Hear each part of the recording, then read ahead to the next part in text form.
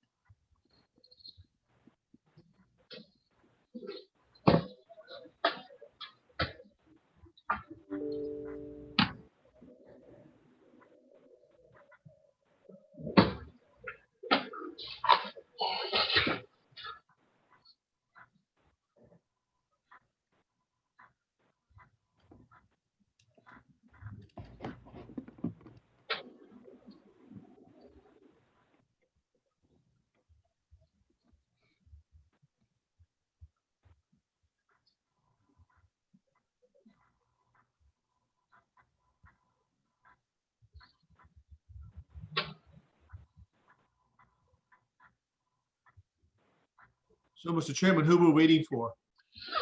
I was waiting on the mayor and Councilman Griffin. I know we actually have a quorum, but I think they the mayor's just coming on now. Okay, good.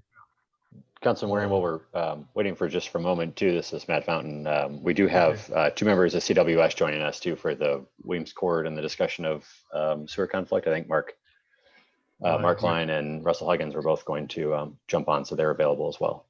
Oh, man, maybe we just let those guys run the meeting. How about that? No, I'm just kidding. No, you can't back out like that,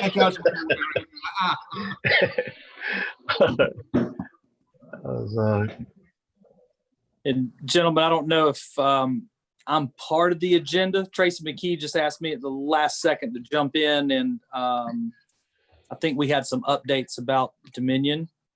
The mayor had asked about, so right. I'm online, ready to. Okay, great. You need me. Thank you, Mr. Grant. Yeah, we'll call on you shortly. We got everybody online now. Let's call a meeting. Wait a minute, I just saw Councilman Griffin come on. And I'm here. I'm here, okay. And we call a meeting to order. And for the invocation, I'm gonna call on Councilman Griffin. Yeah, I know that this is usually reserved for Councilmember Shade, but not today. one of my best friends had a terrible accident yesterday, and I'm going to incorporate him in the prayer if y'all don't mind. Dear Heavenly Father, we thank you for this day, for this chance at fellowship, for all the many blessings that you bestowed upon us, and we ask that you be with us in this critical time for our city. Dear Lord, I also ask that you please look over Jordan Merritt and lift him up with you to be safe and help him heal, Lord. He's a very near friend and a great guy who had a terrible accident and needs your help, Lord. And we ask all these things in your name. Amen. Amen. Thank you, Councilman Griffin. We're going to skip all the way down to item F, temporary encroachments. Mr. O'Brien, anything unusual we need to Mr. Chairman, we have a right angle sign, a driveway, and 2 fences, which we've all had inspected in the field, and we're recommending for approval of those, and we're offering you its information at this time. Okay, good. Thank you, Mr. O'Brien. Now down to item G, G1, a report on undergrounding advisory committee. Mr. Fountain, who's going to address that, you know? Or is that Ms. McKee? It Okay, is got me. you, Tracy. All right, thank you. Thank you. This shouldn't take very long at all, but just wanted to give you guys a quick update on that committee. So really quickly, I'm not sure if everyone's even aware who's on that committee. So that would be the mayor or his designee, council members Appel, Del Chapo, representatives from SCE&G. We do have members of the public, Susan Pearlstein, Troy Miller, George Palmer. Troy Miller is the chair.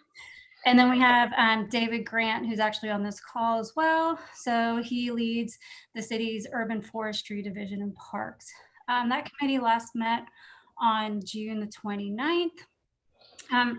While they're still working on the details of a mission statement, the general goal is to basically revise the ordinance for using that non-standard service funds to replace the overhead energy system with an underground system. The current ordinance is in place, works at the neighborhood level and is fairly tedious to implement. So very few projects have actually been completed. I think maybe 3 have been completed since it's been in place over many years. So really working to improve that whole process. So as they do that, neighborhoods that are on that list would still be able to move forward. But the idea is that this revised ordinance would create an alternative path that would enable a project to move through the process a lot more quickly. So kind of where they are right now is they've come up with about 13 criteria, if you will. And we're working on weighting that criteria so that will help prioritize projects as they come into the mix, because with the original system, it was basically whoever came in there with their petition first got on the list. So this will be a little more thoughtful, if you will, process to how we prioritize projects. And just some examples of the things that they're considering is looking at the historic character of the project area. So are there buildings that are on the National Register, in our landmark overlay, or structures built before 1950? Also the aesthetic value, so looking at the condition and quality of existing trees and grand trees. And then public benefit. So what are the traffic and pedestrian counts in the area? And is it a part of a scenic or historic byway or highway? So those are just some examples of things that they're actually looking at. So they're going to actually look at weighting those. And then the next step is actually take that and actually start to craft a draft of that revised ordinance. So I'm happy to answer any questions people might have. Okay, questions from committee members? Mr. Mayor. So not a question, but I do want to just accentuate one thing. Clearly, one of the goals of this effort is to protect our trees, particularly our really beautiful trees. And so what Tracy is describing is the ability for the city, rather than having to take in a whole neighborhood at a time, is to be able to prioritize and focus on specific areas and streets. And one of the high priority areas in my mind, and I think of the committee, would be those streets that enjoy the most beautiful tree canopies. So the thinking is if we can facilitate undergrounding in those areas, it will get us past this issue of the pruning, particularly on those streets where it's most sensitive. So, and also just to put this money to work, we've got money that's been sitting aside in accounts, for years, and we can leverage that with the match that Dominion is providing and get some of this undergrounding going. And I guess I would say thirdly is to also consider, as a former council member Moody was always quick to point out, that we have other areas in the city, commercial areas, not necessarily residential, where we would like to prioritize for undergrounding as well. We're doing that short little example in front of Fire Station 16, but we want our ordinance to be flexible enough that where in the future we can consider commercial areas as well.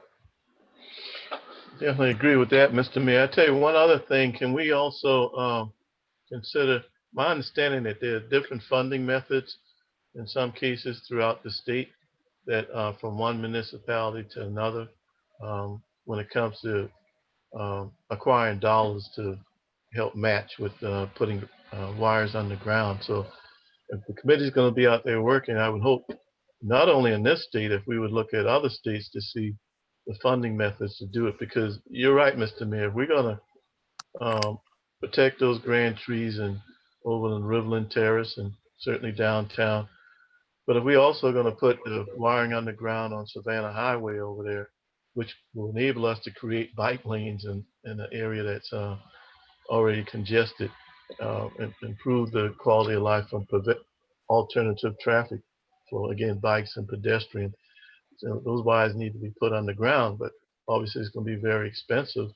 So we need to find ways to, if there's some better practices in other municipalities or states to acquire those matching dollars, we need to learn from them. Any other questions from committee members? Thank you, Tracy. Thank you, Mr. Mayor. Dominion Energy, tree cutting, Mr. Grant, you want to jump in on that? Sure. And I sent a little summary to Tracy. I was actually not ready to be in this meeting, but I was still in the office, and I said, sure, I'll jump in, see if I can help everybody out. So, Okay. I think the big question would be, are they sticking to the agreement? In short, yes, but not 100% of the time.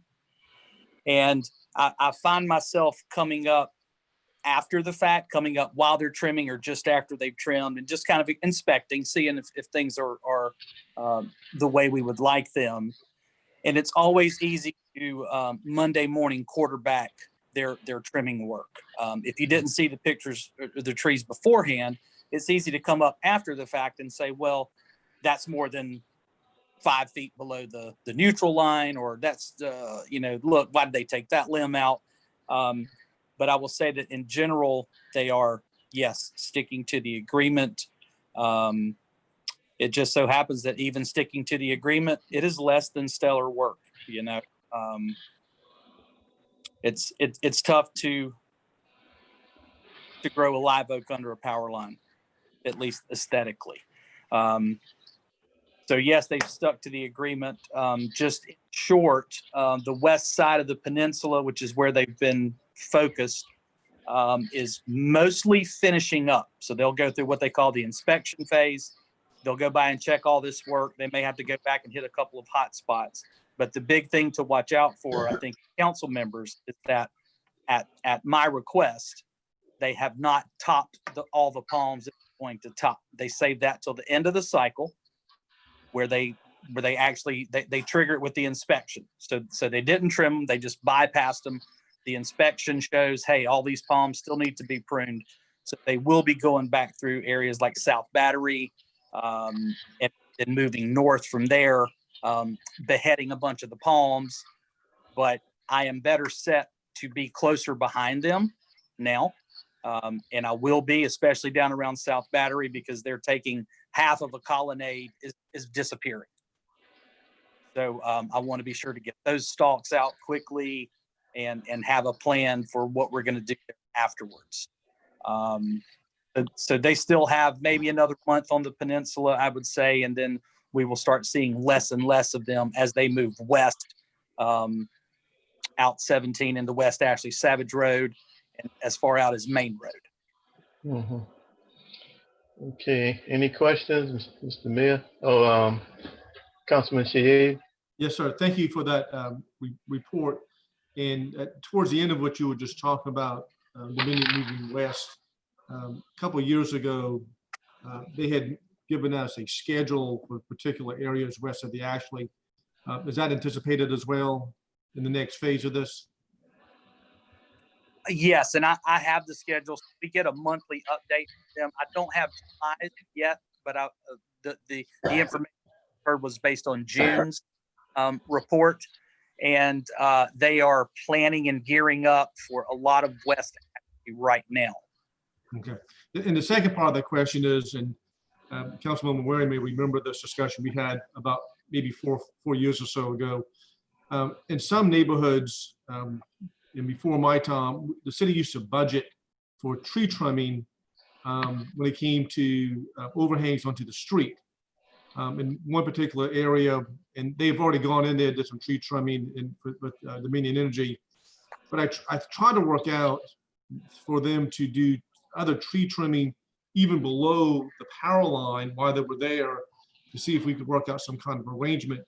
Because some of these neighborhoods, these older neighborhoods in my district, and I think this may impact some other West Ashley districts as well, the overhang is so bad that school buses are having problems passing by, fire trucks having problems passing by, and large other vehicles like RVs would have problems passing by on our streets. And there's always been this little tug of war, who's responsible for the tree trimming, either the city or the property owner, but they're clearly overhanging over the street. Is there some way that we can tie all this in at this point? As we're going through this whole discussion, it would just make so much sense if we could work out some kind of arrangement with tree trimming to go below the power lines if it's impeding vehicle traffic on those streets. I know that's a loaded question, and I catch everybody off guard on it, but while I had you here, I thought I'd take advantage of this opportunity to bring that to your attention. Mr. Grant? Yes, Mr. Shahid. One, by not doing that work, the tort claims is proportionately tied to the amount of preventative trimming like that we're doing. So when we're not those limbs, we have more tort claims for struck bys. So it is definitely a need. My concern would be, well, twofold.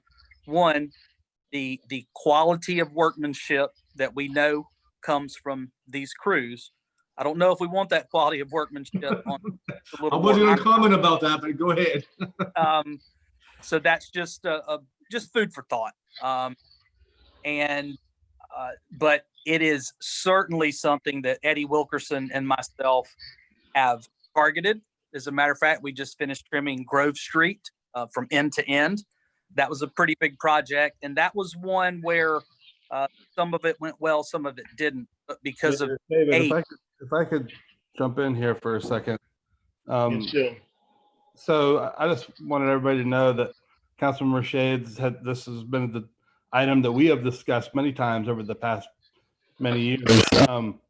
We have 2 forestry crews in the city of Charleston, and a lot of the trees that I think are in question here are privately owned trees. What David is talking about are city trees inside city rights of ways. Many of the older neighborhoods in West Ashley have trees that come from private property owners' yards, and we as a city have never, that I'm aware of, budgeted for the pruning of those trees like you referenced earlier. So with the 2 crews that we have, we try to focus on city-owned trees. And in the case where we had school bus issues and fire truck issues in the past, we would always refer those over to livability because there are codes and specifications that are required for private property owners to take care of their own ownership or their own trees. So if we had more than 2 crews and lots of money, then we could go around the city and prune private trees, but we're not at that point yet. Jason and I have had numerous conversations about this, and I've been trying all kind of creative ways to help these landowners, property owners out. So that's why I was throwing the question back at you, David. Yeah, Thank you, Jason, for chiming in, by the way. Right, and I agree with David that, well, first of all, we would want the utility line tree pruning companies to do that type of work. And then we have asked them to go outside of their scope before, but they are contracted to work within their easement, and any of that additional work would cost somebody money. Right. Yeah. All right. Any more? There's a final question out there on the tree trimming. Okay, hearing none. Move on to H1, discussion on the Angel Oak Tree parking. Who's gonna have that, Mr. Fountain? Well, this is probably a little bit in my purview as well. I Okay. wasn't, so, and I'm not sure why this is coming up right now. I suspect it's because we did the Greenbelt transfer agreement with the Low Country Land Trust, and I suspect some of you are getting questions and comments about the city building a parking lot around the Angel Oak, which rightfully so, I would question that too. Jason, if I may interrupt, I think this is just in response to a citizen's comment that we had at our last council meeting about this issue. Right. So in a nutshell, we've been working with the land trust to come up with a mutually beneficial agreement that we could use a portion of the Angel Oak Preserve, which is the 30 or so acres that was preserved around the tree. And so the first step of that project is to identify the piece of land and transfer the land to the city. We haven't started any design work. From a consultant point of view, we have a conceptual rendering of how a parking lot could work. And once we get a project initiated, we would certainly have all of the appropriate consultants on board to make sure we don't negatively affect any stormwater patterns or watersheds around the tree, and to make sure that everything is designed appropriately and within all of the specifications and standards that our stormwater department would require. In addition to hopefully trying some new and innovative things, a la the Dutch dialogues, and making sure that every single drop counts and that when a drop falls, it stays in place. So it would be a gravel pervious parking area with some bioswales and those sorts of amenities involved in the parking area. Okay. Jason, let me ask a question. I'm going off of memory, which can be a bad thing, I'm telling you right now. But after the city joined in with a number of groups to buy the area around the tree, I thought it was a year, 2 years later, they came back, and when you turn up into the driveway into Angel Oak Tree, was it a parcel of land to the left that the city came back in a effort to help buy? Yeah, so there was a couple different things. So that before the Angel Oak Preserve came about, kind of starting with that grassroots effort, Right. the city did make a greenbelt purchase of an additional 6.5 acres. Right. That's what I'm talking. That's right. So there's the 6.5 acres, and I think about 2.5 acres where the tree sits, and then the 35 acres additional. And after the land trust did some of their early inventory work, we found an old alley of oak trees that was remnant of one of the early homes that was in the area that was on that 6.5 acre parcel. So we determined that the elevation and the age of the tree canopy on the other side of the tree in the Angel Oak Preserve was more suitable for any parking area. So yes, that's correct. There was another piece of land there. Yeah, but net, we very early on in this process, and we're working in conjunction with the Low Country Open Land Trust. That's right. Okay, good. Any questions on, final questions on that one?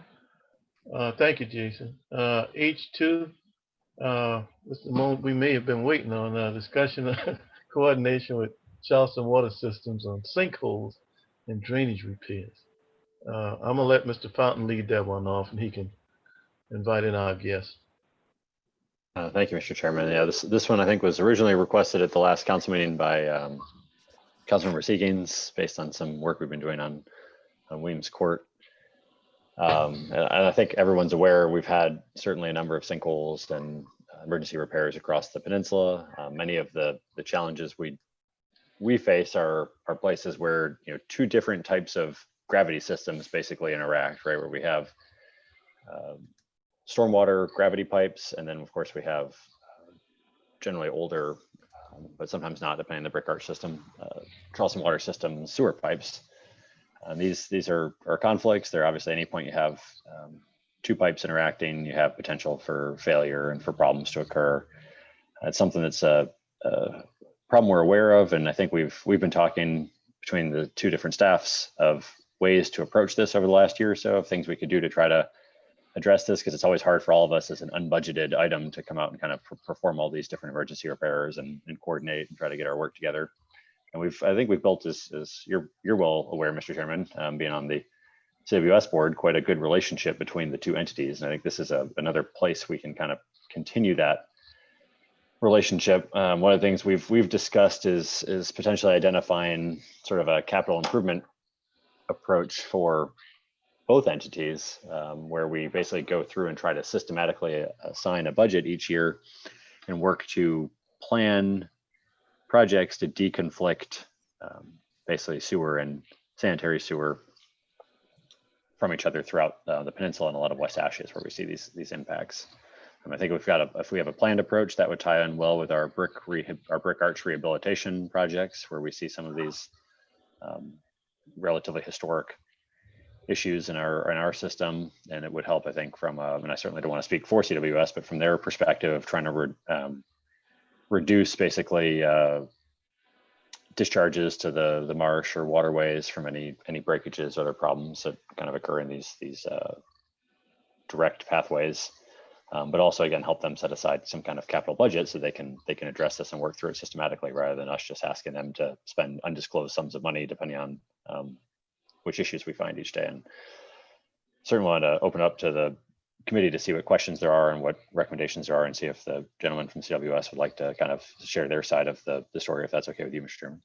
That's fine. Any questions from committee members? If not, I see Mr. Klein ready to go. Mr. Klein. Thank you, Mr. Waring. Russell's on as well. I think he's on by phone, but and I'll just echo Matt's comments. We would support a planned approach so that we can, and a systematic approach to that, so we can plan from a budgeting standpoint and our capital budgeting to coordinate that with the city's project plans, so we can work collaborative with them on the project to mitigate those conflicts. Certainly helps us to a large extent to have those tight for the sanitary sewer, so that we're not introducing any extraneous water from the storm system, and vice versa. Helps us on the capital planning for the treatment plant as well. So minimizing the I&I is an ongoing process for us, and this fits well, I think, within that within the scope of that work that we would we carry on throughout the system.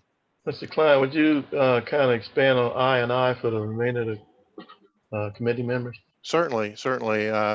So infiltration and inflow is I&I, is that term's abbreviated for that term, but it's extraneous water that enters the sanitary sewer system, robbing it of capacity to provide the needs for the waste that flows from households and businesses.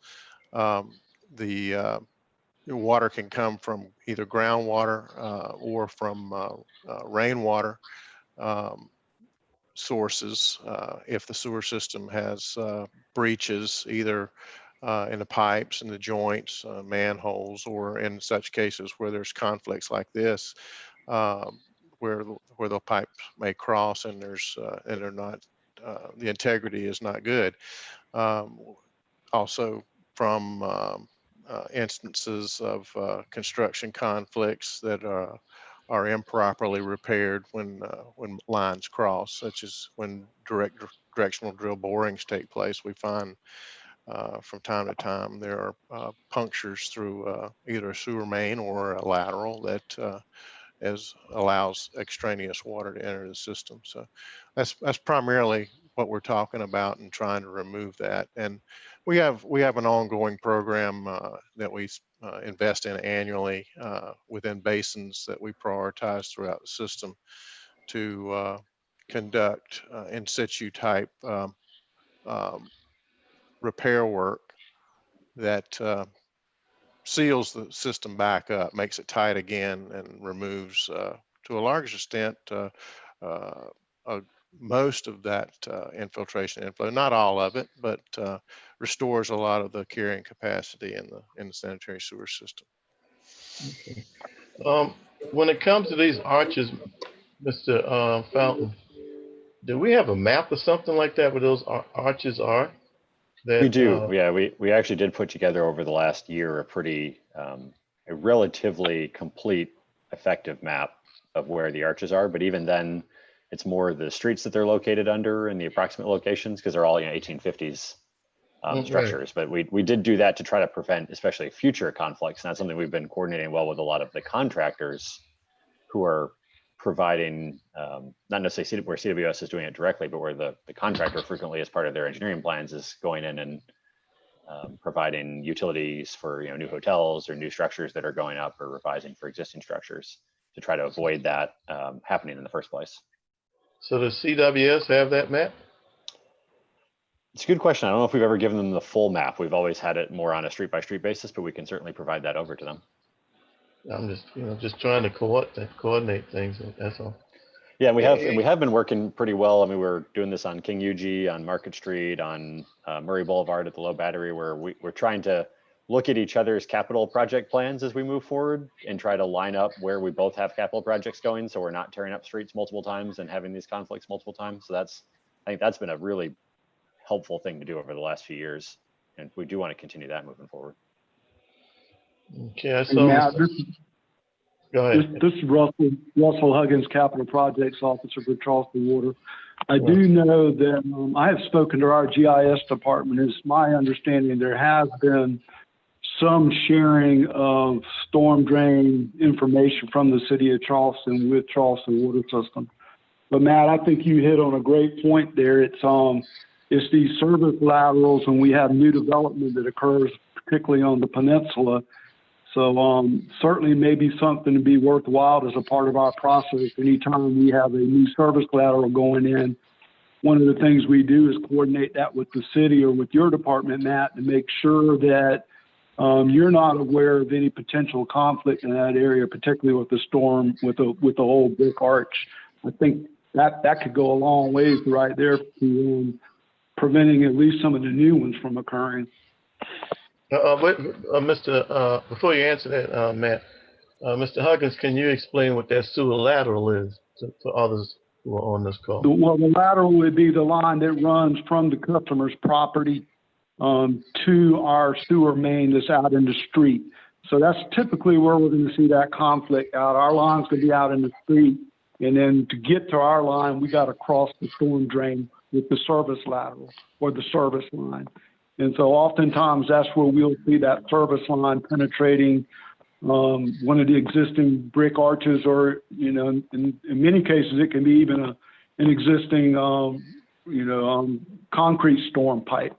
It's just one of the consequences. Anytime you're dealing in a downtown city that has very congested right of way, that's always going to be a bit of a problem.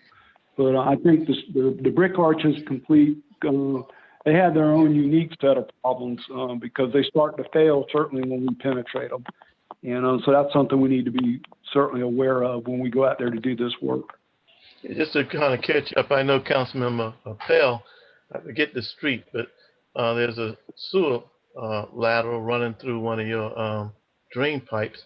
And Councilmember Shahid over there, and I don't know whether it's Charlestown 1 or 2, but the one across from Charlestown Landing. You've had I problems over there for a long time trying to find out where that water's getting into the sewer system, which is causing Yes, some sir, we do. rain events. So anyway, just we all have problems with this. Mr. Fountain, I kind of cut across when Mr. Huggins was answering about those sewer lines. I think you were about to interject. I think your point, Mr. Warren, is referring to the discussion from CWS, from Mr. Huggins and Mr. Klein about the encroachment, kind of an encroachment permit approach, almost of tying in the process where Yeah. they're doing work to try to avoid, especially conflict with the arches. I mean, the directional drilling, as I think was being discussed, is incredibly challenging on a lot of these tight streets where you're trying to thread through so many existing utilities and conflicts. And I think certain areas like the brick arches especially are probably worth taking that extra care because they're so easy to destabilize, since the arch structure is really reliant upon not having any holes in it, where concrete pipe can have a little bit more structural. You have a stormwater flow capacity issue with concrete pipe, but you don't have a structural capacity issue as much. So I think that's a good idea. I think that's something we should probably incorporate into that project, at least on the brick arch sewers, is when there's a proposal from a contractor to come in for a lateral connection, something like that, that we do make sure we're sitting down. And we've tried to do that on our end, but having it from the CWS end would be great. Okay. So on the other side of this, how are we going to be better as a result of getting together on this call? On the Zoom meeting, I guess. Yes, I'm hoping that, I think we do have some good ideas of saying that if we can try to get that incorporated into each other's processes to watch out for, especially the brick arches, I think that's a worthwhile improvement. And I think if we can continue to work towards this capital program, and that's something, Mr. Chairman, I would like you to potentially bring up with the CWS board as well, because that'll obviously require some CWS funding, the mayor as well, to say if we can incorporate an annual budget allocation to say, hey, let's be a little more proactive in trying to deconflict some of the areas we know about and we have problems with. That might be a good pathway, especially as we start to go through and rehabilitate these brick arches. And everybody can budget for it and plan for it and know what they're being asked to do, and help us get to where we have less of these liabilities. 30 years from now, you're not going through all the same problems, having new sinkholes opening up and having new problems. Can we go back, I don't know, 3-5 years to see what those costs have been? Not today, but for a future meeting with CWS. We can. It's a little bit challenging in that we keep track of the emergency repairs and the failures. It's sort of an easy misunderstanding to think they're all CWS issues. I think those are the ones that are obviously often the easy ones to notice. But when we do have penetrations from gas lines, we have issues where something was done historically, where someone clearly had done road work or something and excavated and done damage to the arch and then covered it back up. So we can get a total number together pretty quickly and pretty easily. Trying to parse out which ones are particular sewer lines can be a little more challenging, but we can certainly look at the area of brick arch rehabilitation we've considered and show how many conflicts there are and how much we expect each of those conflicts to cost to address, and then kind of plan out from a capital approach, how long would it take to kind of work through those arch systems. That'd be great. And it also may point out who else we may need to invite to the table. It may be us and CWS. I don't know, maybe SC&G and AT&T. I don't know. Yeah, and trying to bring DOT has been one that we've really been advocating for as well. Is that about a little more than half of these are under, I think 75% of these almost are under DOT roads, which has been a partner that we'd like to get engaged in the process as well. Well, let's see what we can do. I know we'll get Councilman Chee's support on that. Mr. Mayor, any comments? Mr. Mayor? I wanted to thank Russell and Mark for being with us today and for their usual commitment and cooperation with us. I'm very thankful for that. We really have a win-win situation here going forward to number one, reduce the infiltration and inflow to their system, while at the same time improving the drainage performance of these archway tunnel systems that admittedly many of which still need to be cleaned out. So it's really a win-win, and I can't thank them enough. And I think that's a very wise thing for us both to be proactive and planning in our budgets for the next few years, really, to get this accomplished. So thanks. Thank you, Mr. Mayor. I agree with that. Thank you, Mark and Russell. Certainly, it's helpful for that we're on the a light budget cycle too, so we can coordinate better that way. Okay. I will point out to the CWS board, but I'll share with y'all as well. CWS just refinanced a number of their bonds, and due to the good credit rating of the city of Charleston, we saved y'all $24 million. So we just want to get a little bit of that back, okay? We appreciate that, Mr. Mayor. I think that's a fair request. All right. Listen, thank you again, gentlemen. We'll move on to the stormwater project update. Mr. Fountain. Yeah, thank you, Mr. Chairman. I'll start with Spring Fishburne Phase 3. This might be almost one of our last updates, at least. The phase of the project is now substantially complete, which is the contract term for where they basically met the functional goals of the project. We're basically in our last couple weeks now of site restoration, Harmon Field and a couple of the other sites. But the tunnel work's complete. The King Street US 17 ramp is reopened.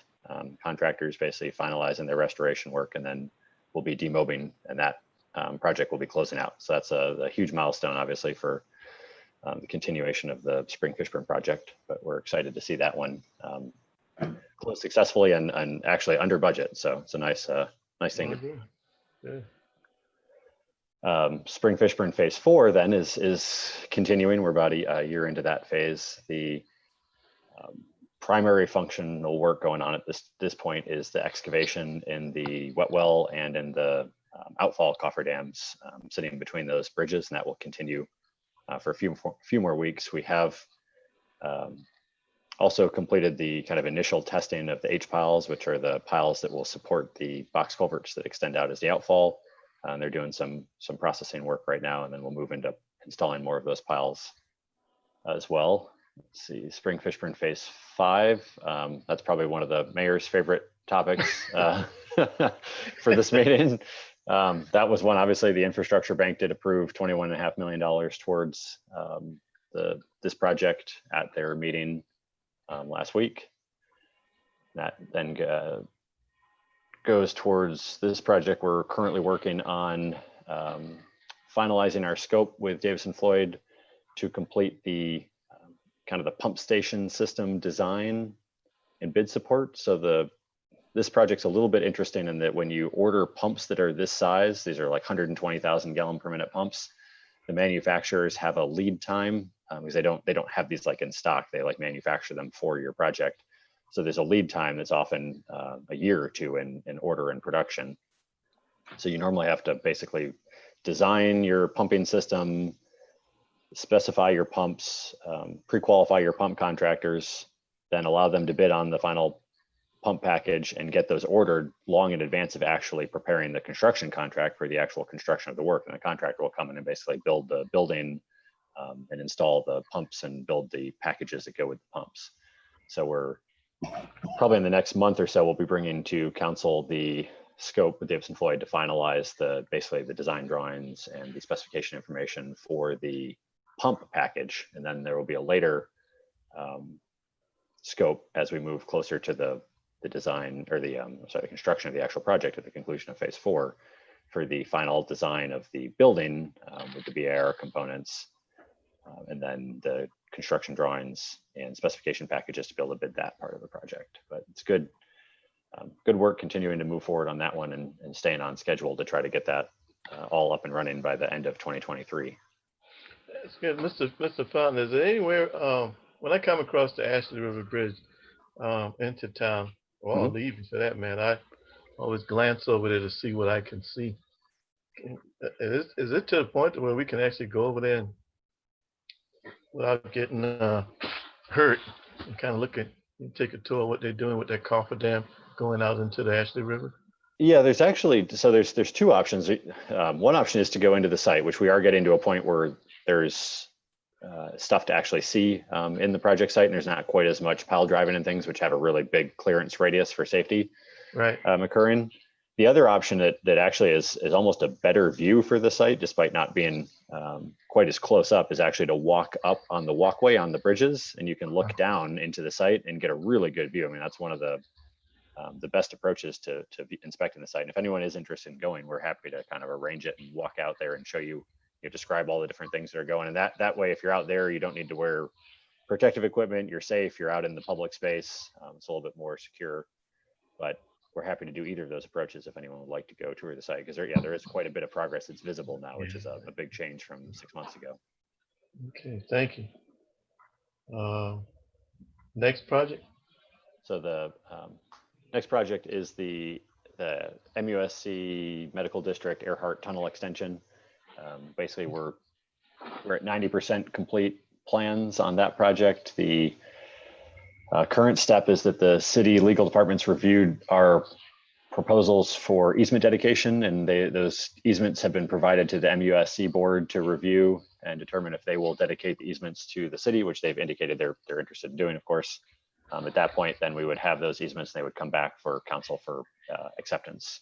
And that would basically take us, by that point, we'll be at 100% complete design and engineering plans. We have modified the design plans for a bulkhead approach, which lets us delay this project a little bit, depending on what the state's availability is for funding and MUSC's availability for funding. So we've actually come up with a pretty good alternative approach with the design engineers for that. So we're continuing to keep that one moving forward and obtaining easements and looking for a successful extension on that project as well. All right. The low battery, then we've completed the exterior wall removal now all the way down to the Coast Guard station, and have the new wall replaced basically all the way through, just putting some final work on the last section of wall now coming up against the Coast Guard station. We're installing the walkway platform and kind of backfilling the walls at this point. And then the next couple of weeks, they'll actually be installing the new stormwater infrastructure system along what will eventually be the reconstructed Murray Boulevard. So that project's continuing along at a really good pace, doing quite well. We also had, obviously, that was an application for the infrastructure bank funding as well. The infrastructure bank did announce that they originally had planned to have significantly more money available than they ended up awarding in projects due to the COVID concerns with their bonding capacity. The final awards were even only 75% of their re-reviewed bonding capacity, which is already lower than their original bonding capacity. So they do want to see basically how the economy continues and how their bonding capacity continues through a little bit longer of the calendar year. And they do plan on doing a second consideration of the unfunded but applied for projects late this calendar year. So that project still is in the running for funding, but it depends on how basically the finances of the infrastructure bank look at that point. So then, let's see. And of course, we are continuing with the phase 2 design, which was approved at council a meeting or two ago. So we can start that as soon as phase 1 completes. The King and Yuji project, we have our DOT encroachment permits now for the first phase of that project, which again are the surface level improvements that will eventually connect into the pump station when the pump station is built in phase 2. We've also completed some environmental sampling on the project as part of actually a partnership with CWS for that one, of how to dispose of dewatering water as we work through that project in collaboration with our 2 entities. They have some water lines they're looking to replace in that area as well. And then we have our final bid phase preparation basically in progress, and we'll be looking to bid that in the next month or 2. The preliminary engineering on the pump station is also complete, and we're actually putting together the scope right now with our consultant to do the final design and construction drawings for the pump station in Outfall. I'll bring in those to council also in the next probably month or 2. The Forest Acres project, AT&T provided some additional engineering information to DOT last week in support of their permit application, and basically let us know that they're continuing to work towards that permit, and they'll let us know as soon as they have a firm time frame once they have that DOT permit, so we can incorporate it into our project plans as well. Mr. Fountain, on that one, as a matter of fact, I had a note to myself on that. Has AT&T finalized the design that they're going to approach on that? Is it going to be the big box over the fiber lines that they want to protect? So no, they did say they are going to relocate their lines. So they are going right now. They're going back and forth with DOT, trying to figure out the DOT encroachment permit to let them basically shut down parts of Playground Road long enough to be able to do their directional drilling work, and they're then switching over the lines to go around our culvert. So we're going back to the original design for that, for our work, which is sort of the large traditional box culvert, which is a much more straightforward and low risk approach to the project for us, which is good. Okay. Just for other committee members, this has been 5 years in the running. It was a solid year, Mr. Mayor, before you even ran, that we sat down with AT&T and its people. And one reason I understand projects take time, but it shouldn't have taken 5 years for them to come up with a design, and it increases our cost. Eventually, our cost 5 years ago compared to 5 years hence, we'll get it done, but we're going to take money from another project to get it done. Had it been done a little bit timely, not a little bit, a lot more timely than, it's my opinion, and I understand it may be my opinion only, but there was a serious stall on behalf of AT&T on this. They had two ways to do it: place the line or put the big box culvert over. And it just doesn't take five years to decide which way you're going to go. So I say that so in the event in the future, if there are other drainage projects that come up in the other 12 districts out there across the city, Mr. Mayor, when other utilities procrastinate, we have to look at our dollars too, and I just don't think it's fair for us to carry that inflationary cost at their expense. It should be at their expense and not ours. So yeah, thanks, Mr. Fountain, for the update on that. Yeah, thank you, Mr. Chairman. We do have then the Market Street project. We've received all of our city permits except for some later changes we made for traffic and transportation for the mid-block crossing and some of the signal work over at East Bay. So I think we're finalizing that with them. And then our DOT permit, we did receive our comments, and we only had, there was only a minor question about one of the pipe crossings. So it looks like that will also be able to move forward. And once we have those two permits in hand, we'll be coordinating with Dominion. And Dominion will be looking to prepare undergrounding plans for their utilities along the corridor as part of the project progress as well. So that's also making good progress towards being able to bid. We're hoping to coordinate well with Dominion, as they've had some turnover from the SE&G time period when we started that project work. But I think we're starting to make some good progress again with the new team. The Central Park Drainage Basin, we've issued our comments on the final report to our consultant AECOM, and they're making their revisions so we can have that final copy and be able to distribute that and present it at I think the July 22nd meeting for the Drainage Commission. And the Cooper Jackson drainage evaluation, that's sort of the east side of the peninsula. Our first round of field survey work is completed. We're scheduling our second round now and going through with doing some spot cleaning to help with the survey of some of that system. The Barbary Woods project, we have our negotiations basically complete, and we'll be coming with our contract for preliminary design services to council in the next month or so. The Windermere drainage improvement, the selection committee has recommended a most qualified firm. We're in negotiations currently on scope with that firm, and we'll be looking to bring that to council also in the next probably 4 to 6 weeks. The Church Creek storage projects, that RFQ, we've completed our pre-application meeting with interested firms, and the qualification packages are due to the city for selection committee consideration on July 23rd. See the Broad and Lockwood, the sunny day flooding concept. The city's completed our review of the draft report, and we've provided comments to the consultant, and we're looking to get those back with some final comments of, again, basically different options of reducing sort of sunny day tidal flooding across Lockwood down near the Broad intersection with Broad Street. The waterfront hotel, this is basically a pipe replacement upsizing of a outfall pipe that was relocated as part of that hotel development. As part of the agreement that we had, the developer basically agreed to install a second pipe in addition to the pipe they required to relocate and update. So we're getting 2 new pile supported concrete pipes with tied valves and the Army Corps engineer permitting work. Basically, as part of that project, that'll be a significant improvement to that drainage in that section of the peninsula. It was one of the actually 1984 identified project needs in the original study. Those pipes have been installed and they're just working through backfill at this point. The Dunoon Drive project has been completed and closed out. The Lord Calvert project has been completed and closed out. The Weems Court project, the first 2 phases of repairs are complete. We do have a 3rd phase of repair, which we hope will be the final phase that's in preparation for completion. We think we can make it from this last manhole we're installing the rest of the way to King Street and complete and close that out. It's been much more complicated than was hoped for at the beginning. That was a similar project that had kind of originated some of these recent discussions with CWS for repair and replacement.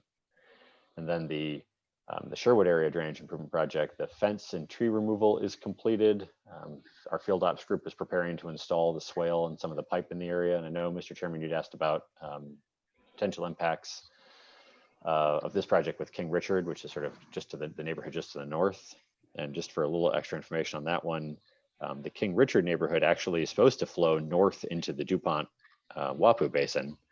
Obviously, that basin has some serious downstream constrictions and challenges associated with it. And this is actually, that area is one of the projects that's identified, not in the first 4 projects, but in the follow-on projects in that overall basin evaluation. But we did consider the King Richard area as part of the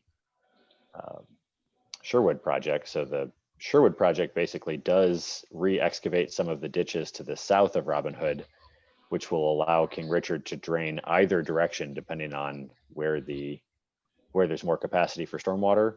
Right. So once the water in the ditch in the rear of King Richard is about somewhere between 8 and 10 inches deep, which is still well within the depths of that ditch, it will actually be able to flow south through the improvements that we're doing as well. So they should see significant improvements to flooding in that kind of cluster of homes as well.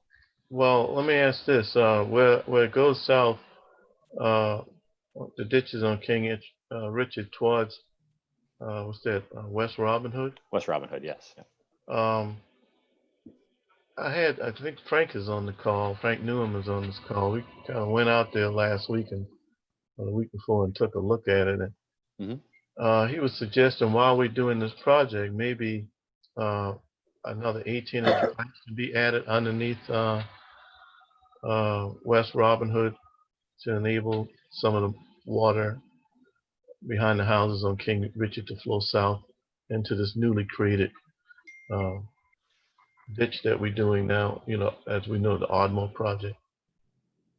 Did you all have a chance to speak about that at all? We did, yeah. We went back and looked through all of our kind of survey work for the project, and it seems like the existing 18-inch pipe that is there is really not functional, because really the 18-inch pipe now is bringing water from Sherwood up into King Richard, where now after the project, when we have a new improvements kind of going down through Gretsch Street, right, the water will actually be able to come from King Richard and flow to the south rather than some of that water actually flowing kind of more up to the north. So I think we're going to see some pretty solid improvements on King Richard, without worsening the drainage again for the people on Sherwood, which is between Juniper and Prince John, which is always one of those concerns. We don't bring so much water from King Richard south that we end up actually worsening everyone's drainage again. Right. But that's something that we're certainly keeping an eye on and making sure that the grading works to do that as best we can. Okay, now that ditch that flows again on the back of the house on King Richard to West Robin Hood, part of this project, the part that goes south into the new ditch, yeah, that's going to be redug, or I guess cleaned out or whatever. Yes, yeah, they will clean that again. I mean, we do clean it once a year, but we will clean it out more thoroughly as part of the project again as well. Okay, all right, good, thanks. Now, there's one other thing I want to bring up, just as a discussion, maybe to carry on someplace else. And visiting that site, 908 King Richard, there's a house adjacent right next door that's being gutted. It's 914 King Richard. I mean, it's all gutted all the way back to the studs. And I would think that those things, his yard floods right along with the neighbor next door. This is just innuendo, but the neighbor told me this house is going to be flipped because the owner told him that. And you know, we had this freeboard plus two, and because if you do more than 50% renovation, you're supposed to, you know, bring houses up to standard. I just wanted to make sure that number one, a permit was pulled for that renovation, because I would hate to see that house get nicely renovated, flipped to an unsuspecting person or couple, and you know, 6 months later you get a 5-inch rain bomb and they get water coming in their house. Why? Because the renovation was done kind of under the radar screen. So if we can get some of our people looking to see. So we did check on that home, and again, this is looking through the Public Services Building Inspections Division's page, but they do have a permit for $30,000 of renovation work currently on that home, and I guess the building inspectors will continue to monitor that as it moves through its process. But that's currently what they have, which keeps them below that threshold, that 50% threshold, at least to this point. Well, listen, I've done a lot of renovations, and it's very difficult to almost take any house back to the studs and renovate it for $30,000. Yeah, that's voodoo economics. I don't know if Mr. O'Brien can speak to their I don't know if Mr. O'Brien can speak to their process or not for that one. Thank you, Ronald Reagan. That's right. I spoke to Mr. Granada today, Councilmember Waring, and he's aware of that. They're looking into that. Okay, thank you, sir. Yes, sir. Thank you. I appreciate y'all letting me deviate on that one. Thank you. Yeah. And we do absolutely have we have Miss McKee and Mr. Jolka did kind of work with Mr. Hawk and GIS, so a lot of people, to basically put together a system where we do actually track all of the permits that come in and the valuations, and they get flagged anytime they come up to a certain threshold to specifically catch anything that does approach that 50% valuation. And council did choose to keep the substantial improvement, substantial damage, substantial damage at the 1 foot of freeboard, but it is caught if anyone does approach that 50% valuation. So we do rely on the data coming in from the building inspectors, but we do have a program that catches anything that comes up to that valuation. I tell you, the reason that's so important is because hypothetically, if one gets through, people get flooded, they're going to sign on to our program to get bought out.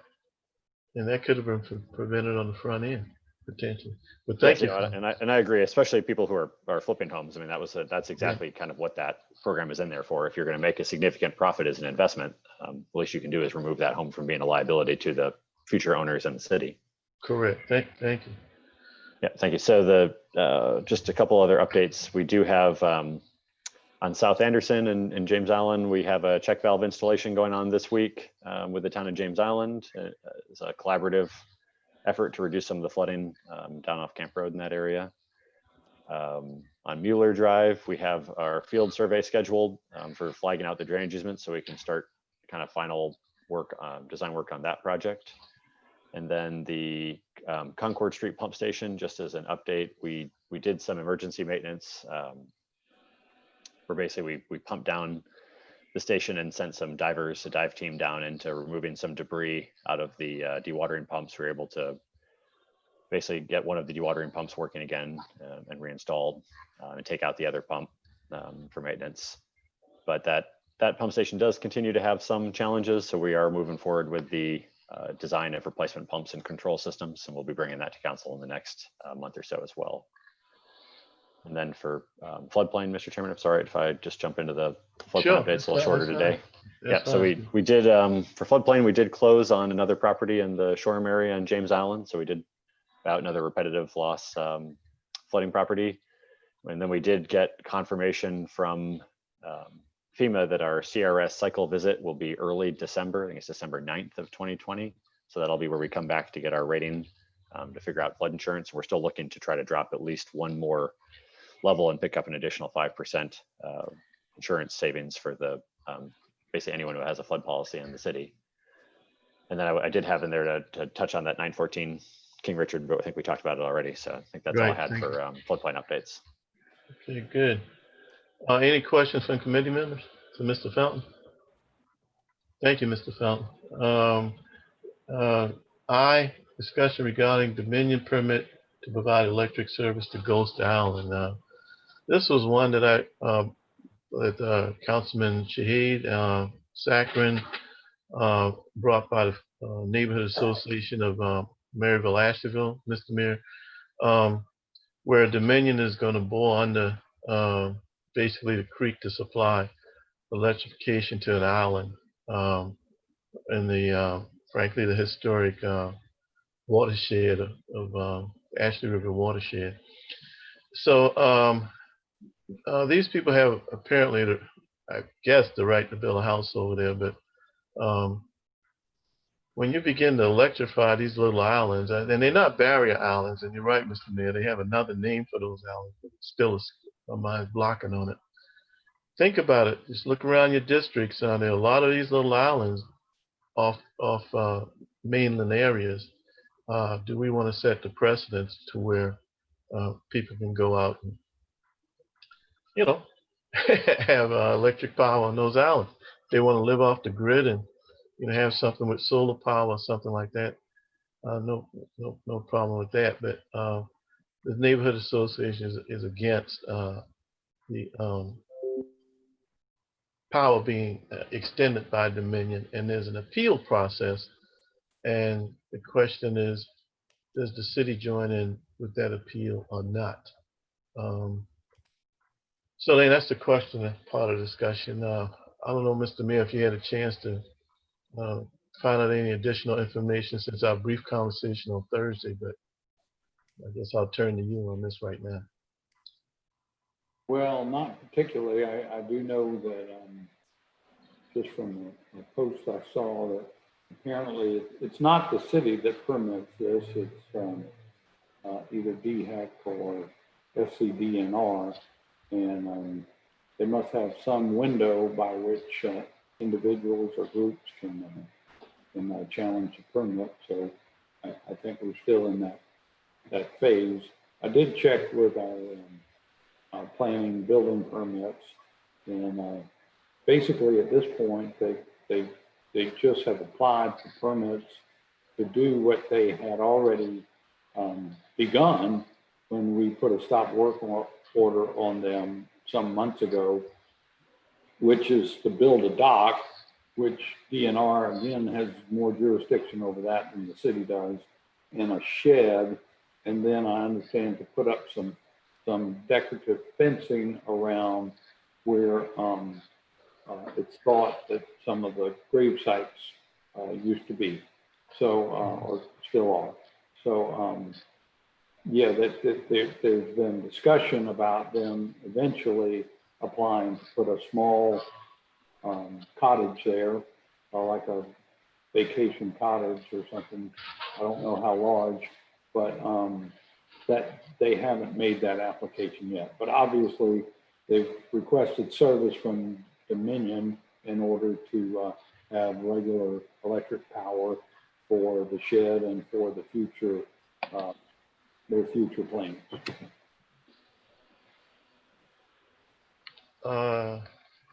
Councilman Shahid, Councilman Griffin had his hand up before me. okay. I didn't see Councilman Griffin until the last second. Councilman Griffin. Yes, sir. You know, I distinctly remember us having this conversation a few months back. I think December, I think, was when we talked about this before. That's right. Could have been, yeah.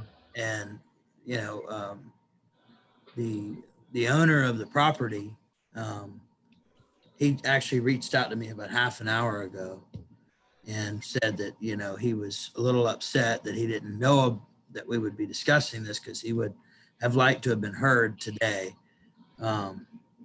But that's neither here nor there.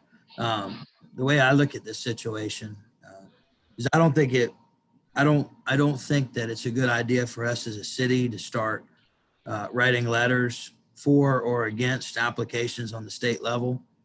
I think that it could put us in some murky water eventually, and it could open up the door where a lot of applicants are asking us to pick sides on state permits. I mean, I can tell you that, you know, think of all of the landowners that apply for permits to the Army Corps. That's on the federal level, but you know, we have permit applications that are going on out of my district for big land tracts to build neighborhoods. And I just think that it could get very, very murky if we, as a city, act on behalf of one group or another on whether or not we should, you know, allow, whether or not the state or the federal government should allow certain permits.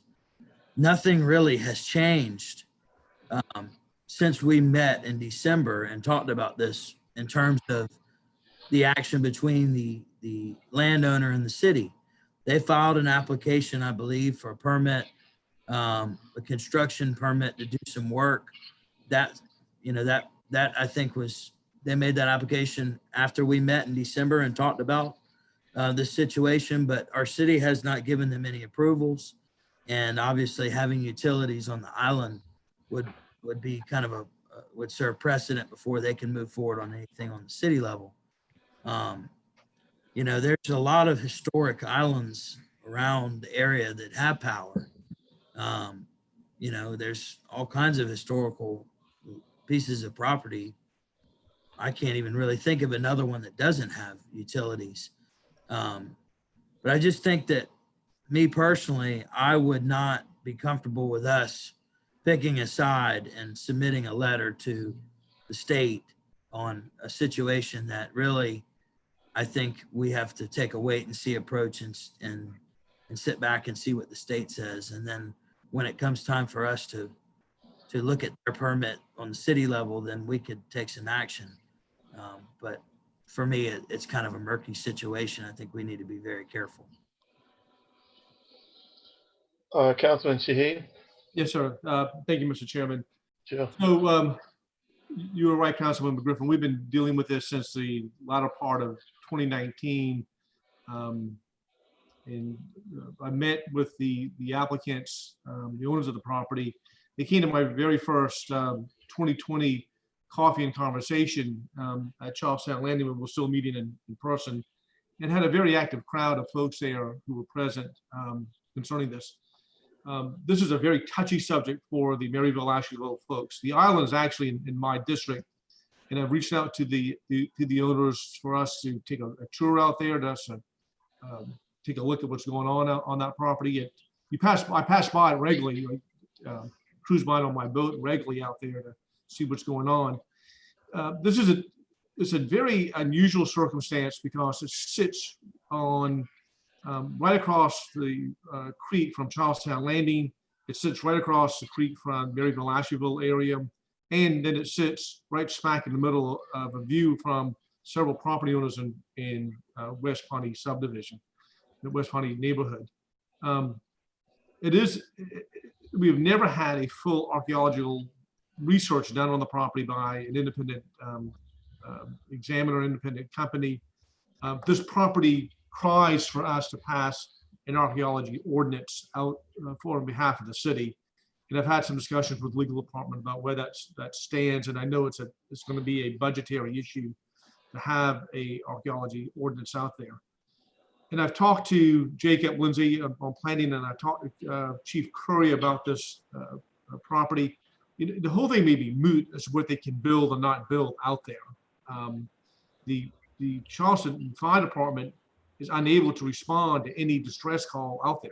It's going to be a matter of practicality whether or not they could be allowed to build anything out there. Because if you can't get an apparatus out there, I don't know what you can do as far as building anything. They've got to have the permit from the marshal's office to be inspected.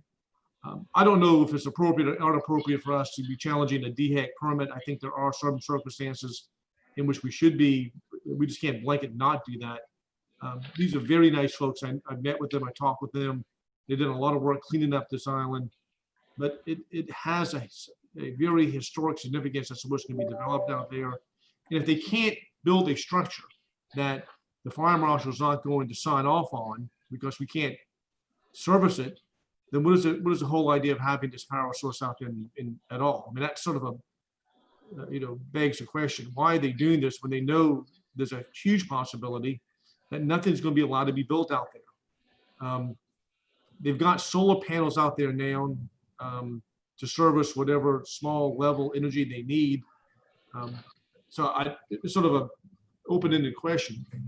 If you can't build a residence out there and they can't allow to have it as a short-term rental project out there, what's the purpose of all the power that they need? This is a huge expense on their part. And I'll just sort of end up with that question. I know that we've been in contact with Diane Hamilton, the president of the Maryville Asheville Neighborhood Association. She's been in contact with you, Councilmember Waring, and Councilmember Sacklin as well. This is very dear to them, and it's a very controversial issue with their neighborhood out there.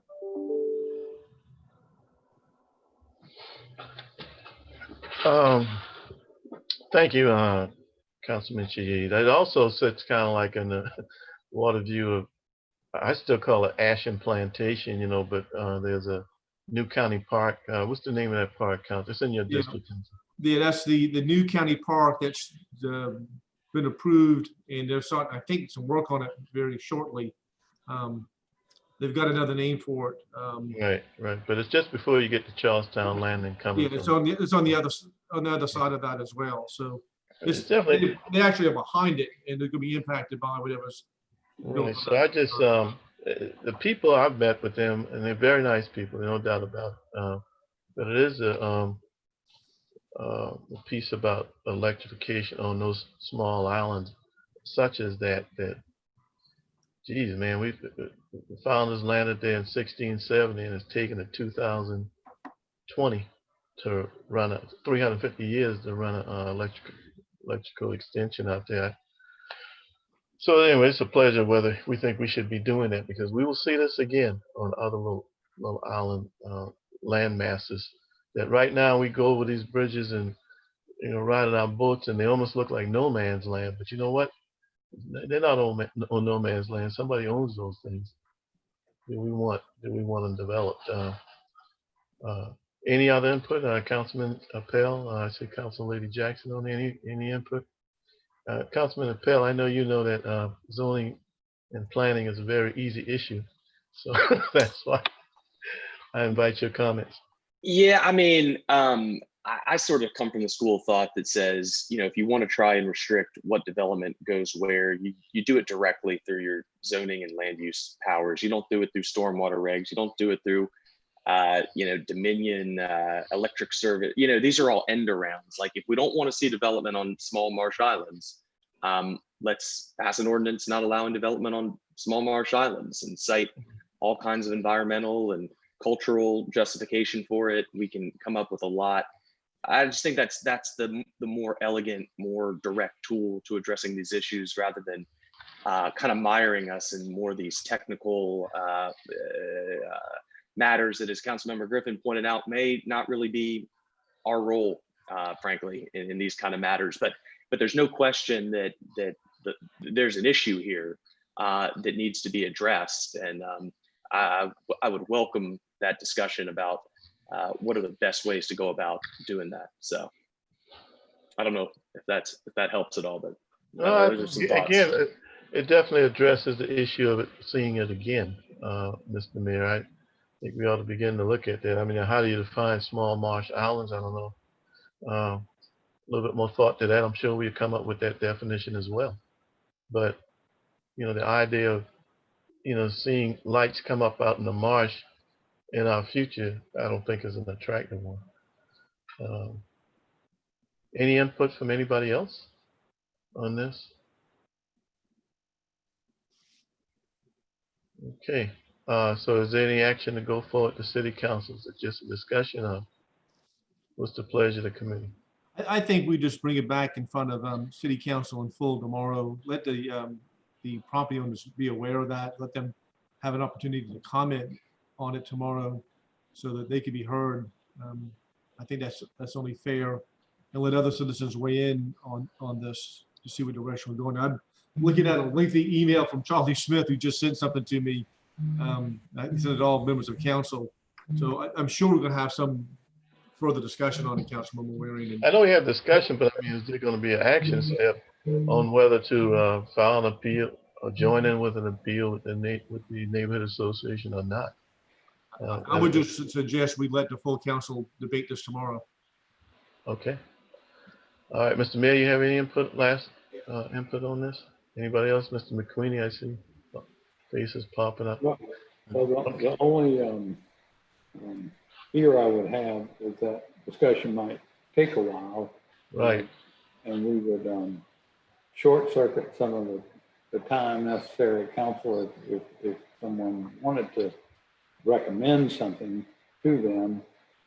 I guess my only follow-up comments, in a way, I agree with Councilmember Appel. You know, if you look at a bigger view about development on a property such as this, it really would be better to take a 30,000 foot view rather than challenging request for electrical service for someone who's already now has a permit to have built the shed. Regarding lights on the island, you know, there's nothing stopping the owners from having solar power generators. So they'll be able to light up whether they get this power supply or not. And my third observation would be that I do reserve the right for the city to opine on permit applications, both before state and federal officials. One example I remember a few years ago, I sent a letter to the Corps of Engineers regarding a permit application for the Harmony project development that was in the Church Creek drainage basin. And so when there is a clear public interest, it certainly is appropriate, I think, for the city to opine on a permit application. I just would leave it to the committee and council to decide whether that's the case here on this particular permit application. Okay, Council Lady Jackson, I see your hand. Thank you, Mr. Chairman. I appreciate the opportunity to speak to a committee that I'm not serving on, but I think the only topic that I have not heard you all touch on, that I understand part of the process that has been part of the review of this island, or however it's happened, which does seem sort of helter-skelter in terms of what came first. The one that hasn't been touched on today is the State Historic Preservation Officer.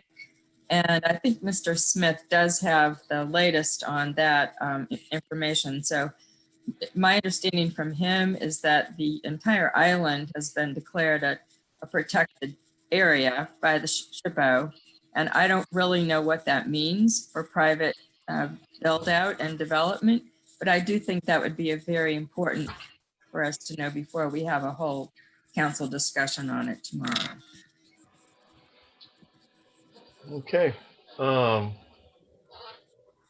Do we know when this deadline is to file an appeal? It's Thursday. It's Thursday? Yes. Oh, wow. Yes. So we do have time, Mr. Chairman. We do have time to file a letter of some sort, one way or another. But I tell you what, on the other side of this conversation, whether we do or don't, I still think we need to fall back on what Councilman Appel said, whether we want to come up with an ordinance for small marsh islands. I do think we ought to look at that. Frankly, how did the zoning even come on this island? And why wasn't it conservation versus I don't know, single family or whatever it's zoned as? We need to revisit that with the other islands, but I think we definitely need to have an action step on these small marsh islands, as Councilman referred to as being. Yeah, I would second that direction from Councilmember Pell about looking at what other islands are around here. This is not, like you said, it's not a barrier island, but this has a different name to it. That and looking at an archaeology ordinance. I mean, that's the other way of addressing this, not relying on the state, but relying on our own. I mean, the city is celebrating, commemorating its 350th anniversary. You would think we would have had an archaeology ordinance way back when. And this would answer a lot of those questions that will keep on surfacing. Well, really, I got to be frank. I think it's two different things on this one. I think it's the march. Oh, instead of me talking, let me conduct the meeting. Councilman Appel, saw your finger. I just couldn't help myself, and I logged on to the city's online zoning map, and it sure looks like that whole marsh zone over there is all zoned conservation. So I don't know. Maybe we do need to take a closer look at this. Maybe we've got the right zoning in place already. I don't know. I haven't studied That this. property is zoned R1. Conservation allows, I think it might be one dwelling unit per acre, but you are allowed to build dwelling units under conservation zoning. I don't think we have a zoning category Gotcha. that does not allow dwelling units. Probably because of takings issues. They're called hammock islands a lot of times. Okay. I'm familiar with them because of Mary Shade, Councilmember Shade's wife. There's a case in the Supreme Court many years ago, Pat Tenney versus DHEC, that she won, and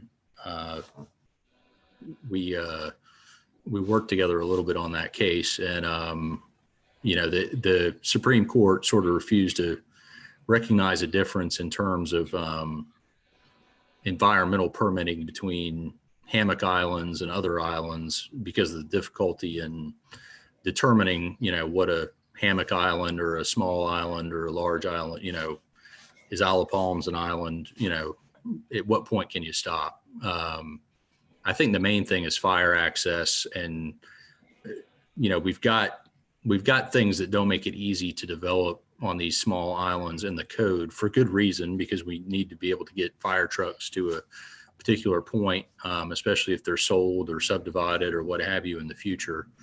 I think that's kind of the big issue here.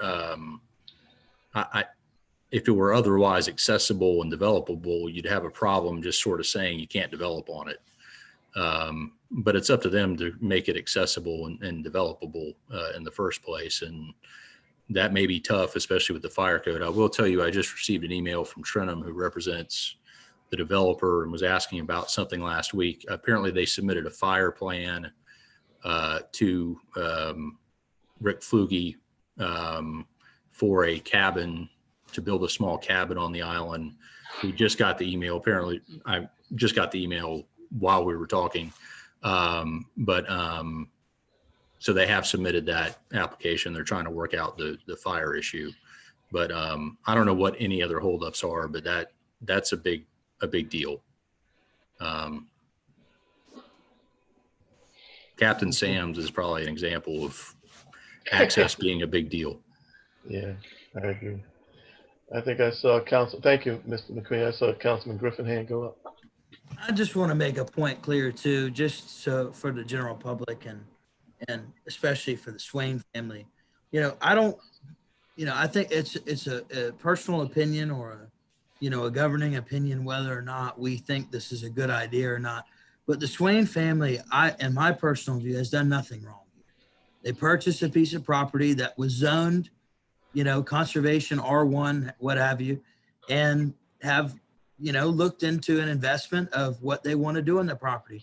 Whether or not we agree with it or not, that is an issue that we need to discuss. And really it's a view of how we want to look at things in the future.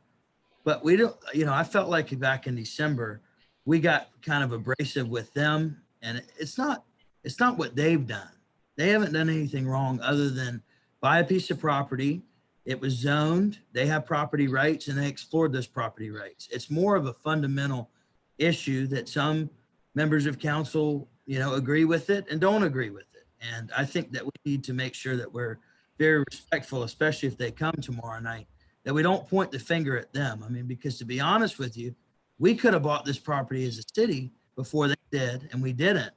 And we're having this argument after the fact, whereas we, you know, this probably should have been an issue long before today.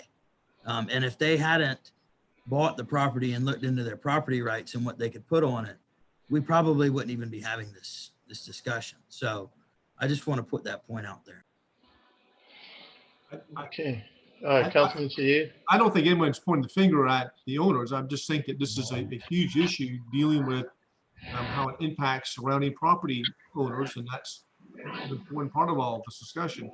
And very nice people. I mean, they very much have contributed a lot of money to other nonprofit causes.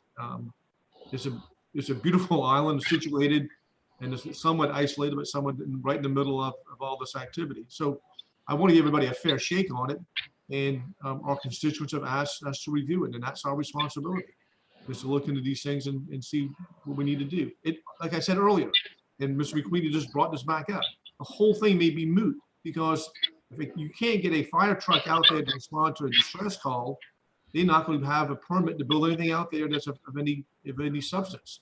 They may be able to have a barbecue out there or something along those lines, but that's going to be pretty much the end of it as far as any structures is erected out there. So, you know, that's going to be the bottom line with all this, I'm afraid. Okay, well, we had a good round of discussion on it, so thank you. We're going to go to item J. We have an executive session. Councilman, I did want to clarify. They did not submit a plan for a cabin.